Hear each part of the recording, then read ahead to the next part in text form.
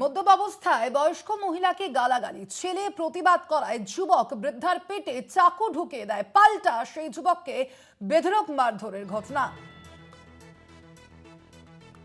মদ্যপ অবস্থায় বয়স্ক মহিলাকে গালাগালি,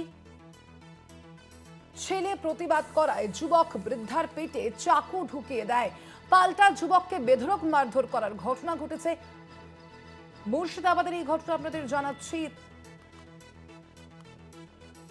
ঘটনার তদন্ত শুরু করেছে বহরমপুর থানার পুলিশ।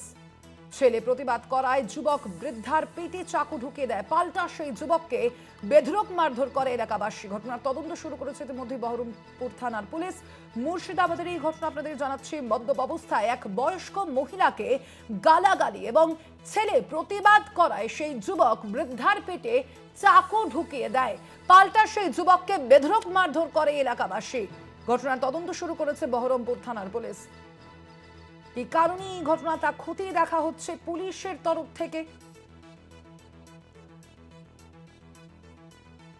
মদ্যপ অবস্থায় বয়স্ক মহিলাকে গালাগালি, ছেলে প্রতিবাদ করায় যুবক বৃদ্ধার পেটে চাকু ঢুকিয়ে দেয়,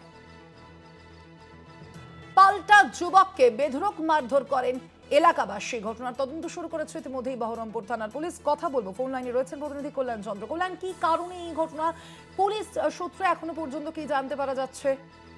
দেখো স্বর্ণালী, অভিযোগ যেটা হচ্ছে যে মদ্যপ অবস্থায় এক বয়স্ক মহিলাকে গালিগালাজ করছিল এক যুবক, এবং সেই প্রতিবাদ করতে গিয়েই কিন্তু তার পেটে চাকু ঢুকিয়ে দেওয়া হয় বলে অভিযোগ। এবং ওই যে অভিযুক্ত যুবক তাকে ধরে ফেলে এলাকার লোকজন এবং তাকে বেধড়ক মারধর করা হয়। দুজনেই রক্তাক্ত হয়ে মাটিতে লুটিয়ে পড়েন। এরপরে বিশাখা দাস নামের বৃদ্ধা এবং অভিযুক্ত গোষ্ঠরাম দাস দুজনকে মুর্শিদাবাদ মেডিকেল কলেজ হাসপাতালে ভর্তি করা হয়। যিনি বৃদ্ধা রয়েছেন তার যে ছেলে রয়েছে সেই ছেলে জয়েশ দাসের অভিযোগ যে ওই যুবক দমকলে তার বাড়ি এবং সেখানে একটা আত্মীয় রয়েছে, অর্থাৎ ওই চুয়াপুর এলাকায় তার এক আত্মীয় রয়েছে সীতানাথ দাসের বাড়িতে সে এসেছিল। এরপরেই মদ্যপ অবস্থায় গালিগালাজ করছিল বলে তার মা তাকে বারণ করেছিল। এই নিয়ে তর্কাতর্কি শুরু হয় এবং এরপরেই তার মায়ের উপর হঠাৎ করে আক্রমণ চালায়। ঘটনাস্থলে বহরমপুর থানার পুলিশ পৌঁছে তদন্ত শুরু করেছে।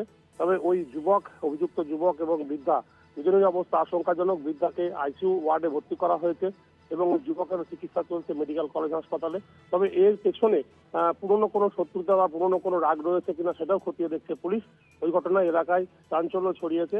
পুলিশ তদন্ত করে জানতে চাইছে যে ওই যুবক কি কারণে ওই আত্মীয়র বাড়িতে এলো হঠাৎ করেই, বা সে কেন চড়াও হলো এবং মদ্যপ অবস্থায় কি তাতে কেন মদ্যপ অবস্থায় তাকে আক্রমণ করলো, সবটাই তদন্ত শুরু করেছে বহরমপুর থানার পুলিশ। সোনালী, ধন্যবাদ তোমায় কল্যাণ।